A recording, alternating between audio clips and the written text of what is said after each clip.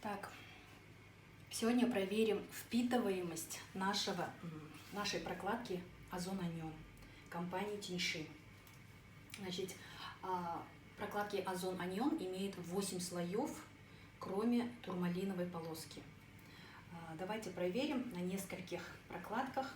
Так, первое это наш Озон Anion. Это дневное.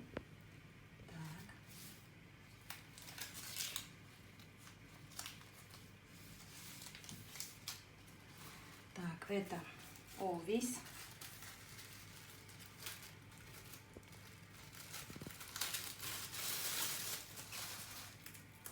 Ночное.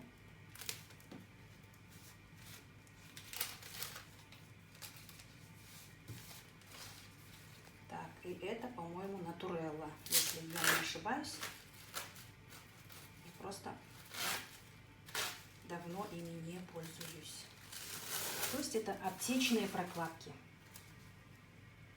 Так, получается, это дневной у нас. Проверяем впитываемость прокладок каждой компании. Так, теперь это вода чистая. Для эффекта я чуть-чуть добавлю йода, да, чтобы цвет воды изменился, да, чтобы был хоть какой-то эффект. Так, это 20-граммовый шприц. То есть проверим, насколько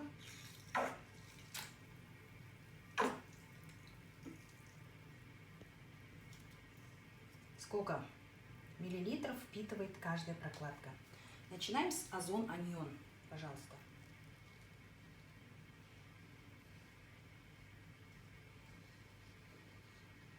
То есть, как видно, она сразу впитывает, да?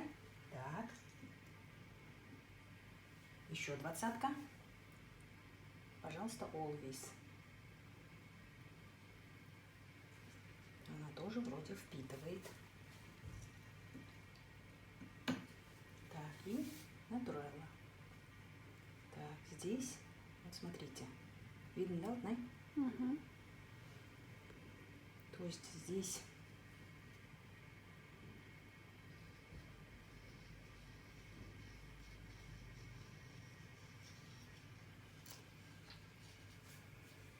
так, вторая 20-ка пошла. Это уже итого 40 миллилитров.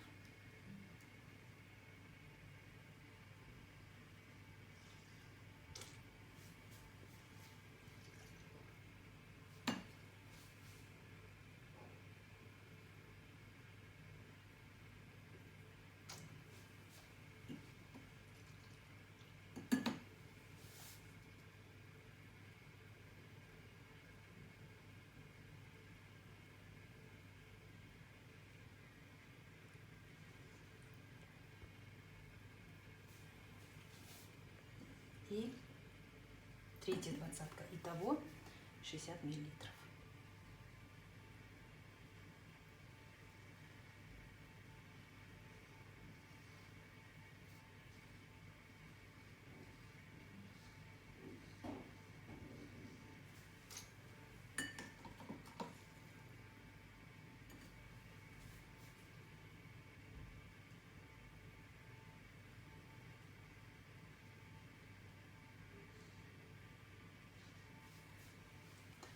Так, здесь уже лишнее, мне кажется, да?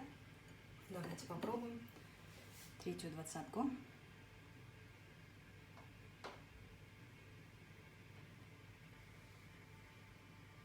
Впитываемость очень плохая, она протекает. Так, теперь вот 3 салфетки. 1, 2 и 3. Пожалуйста, результат. Наша салфетка абсолютно сухая. Здесь вы видите, она промокла насквозь. Хотя это салфетка 8 слоев. А здесь уже лишнее о чем-то говорить. Теперь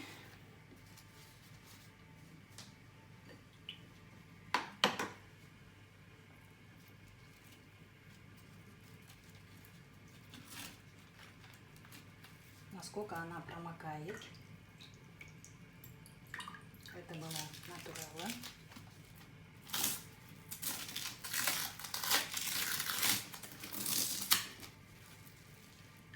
Это был Always.